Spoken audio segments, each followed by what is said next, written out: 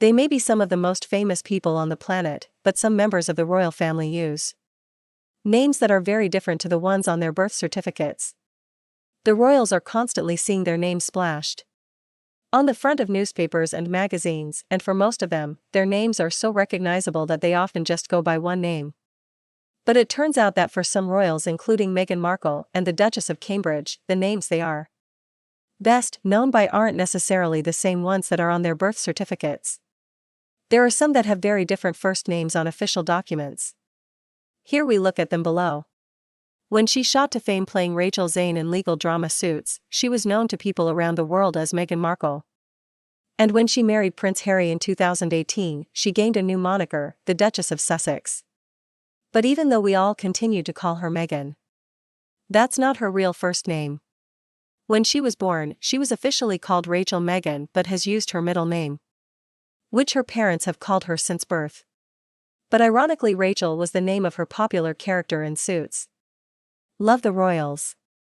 Sign up for the Mirror's daily newsletter to get all the latest news on the Queen, Charles, Kate, Wills, Meghan, Harry and the rest of the firm. Click here to sign up. It's not just Meghan who is known by another first name to the one on her birth certificate. Coincidentally, her husband Prince Harry is too. That's because Harry technically isn't his real first name, it's Henry. His full name is Henry Charles Albert David, which is believed to have been picked by his late mum Princess Diana. However, since he was born he has nearly always been known as Harry, apart from in official documents. Since she was first on the scene as the girlfriend of Prince William, the Duchess of Cambridge has always been known as Kate. Even now, 10 years on from her wedding, most people still know her as Kate, despite her real first name being Catherine. When she was born in 1982, she was officially called Catherine Elizabeth Middleton. It is believed Catherine was shortened to Kate by her friends at school and university. But nowadays, whenever William refers to his wife in public, he always calls her Catherine.